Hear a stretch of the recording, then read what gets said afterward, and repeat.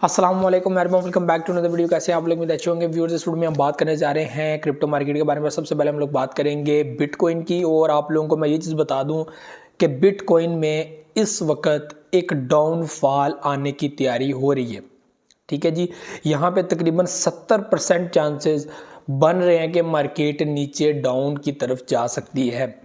ठीक है, इस वक्त मार्केट 42,500 के ऊपर ट्रेड कर रही है। मार्केट बार बार ऊपर आ रही थी, 43,000 के ऊपर वापस आई, फिर मार्केट मूव की। अभी जो है वो रेड कैंडल चल रही है। तो इसी के साथ जो हम लोगों को जो सिनेरियो नज़र आ रहा है उसमें ज़्यादा झुकाव जो है वो डाउनफॉल की तरफ नज़र आ रहा है। ठीक है, यानी कि मार्केट अपनी जो है वो बुलंदियों को छूने से पहले या फिर वही एक बुलिश दोबारा जो है वो स्टार्ट करने से पहले वापस एक नीचे मूव ले सकती है।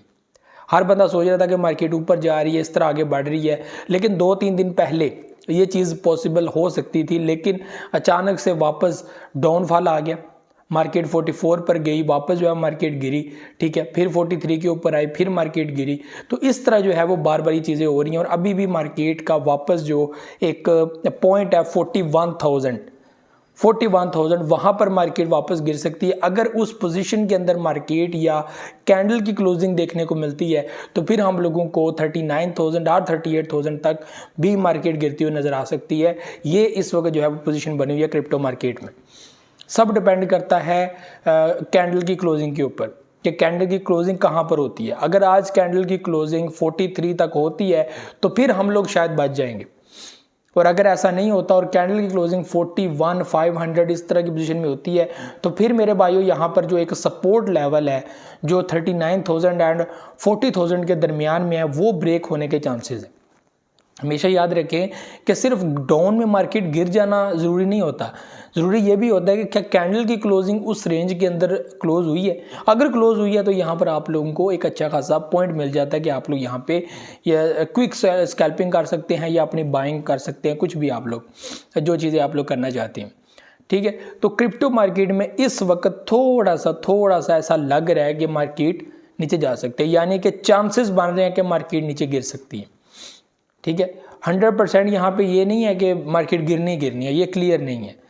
हो सकता है यहाँ पे कुछ वेल्स आए, मार्केट को अचानक से ऊपर लेकर चले जाएं या एक्सचेंजेस मार्केट को ऊपर उठा दें पब्लिक को लिक्विडेट करने के लिए। जो पब्लिक को लिक्विडेट करना होता है ना, ये एक अलग सिनेरियो होता है। ठीक है, और मार्केट का गिरना आगे बढ़ना ये एक अलग सिनेरियो होता है। तो ज़ाहिर सी बात है एक्सचेंजेस ने भी अपने आप को बचाना होता है, वेल्स ने अपने आप को बचाना होता है, वो मार्केट को डिफरेंट डायरेक्शन में गिराती है। ठीक है, तो इस वक्त अगर चार्ट की डायरेक्शन देखी जाए तो ऐसा लग रहा है कि मार्केट गिरेगी। कितना गिरेगी ये अभी तक जो है वो क्लियर नहीं है, और वो तो हम सपोर्ट लेवल का हिसाब लगाते हैं कि ये सपोर्ट लेवल है, इस हिसाब से जो है चलते हैं। अब चलते हैं जनाब आगे दूसरे कोइन के ऊपर, वो है हमारा थीरियम। और थीरियम फाइनली 2300 को जो है वो क्रॉस करके आगे बढ़ा है और अभी भी डाउनफॉल के अंदर है, 1% डाउन है। ठीक है, तो स्टिल जो है वो आगे है, 2400 के बिल्कुल करीब है। तो इतना जो है वो नीचे नहीं गिरा, अगर गिरता भी है तो वापस 2290 या इस पोजीशन में आ जाएगा, लेकिन काफ़ी हैवी है। अभी वो टाइम है कि आप लोग अपने अच्छे प्रोजेक्ट्स के अंदर परचेजिंग कर सकते हैं। इसके अलावा बात करें सोलाना की, तो सोलाना 96 के ऊपर आया।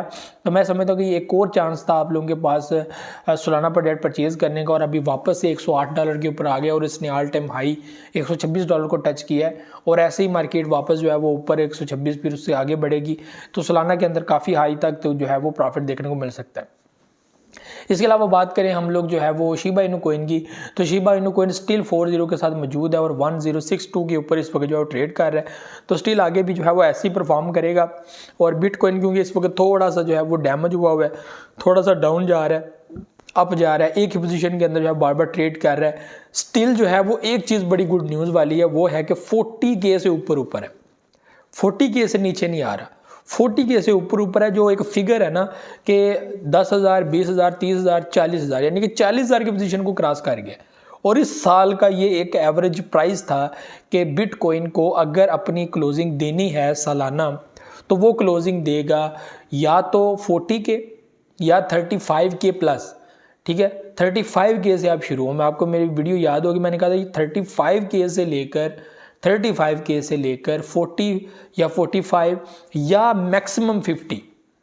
और अभी लोग ये कह रहे थे कि 50 तक जा सकते हैं, तो हो भी सकता है। ये तो 1-2 दिन की बात है, एक दिन में आपको मार्केट ऐसे राउंड करती हुई नजर आएगी। ठीक है, तो ये जो है वो इस वक्त पोजीशन है। बाकी जो है वो साथ साथ आपको अपडेट करते रहेंगे।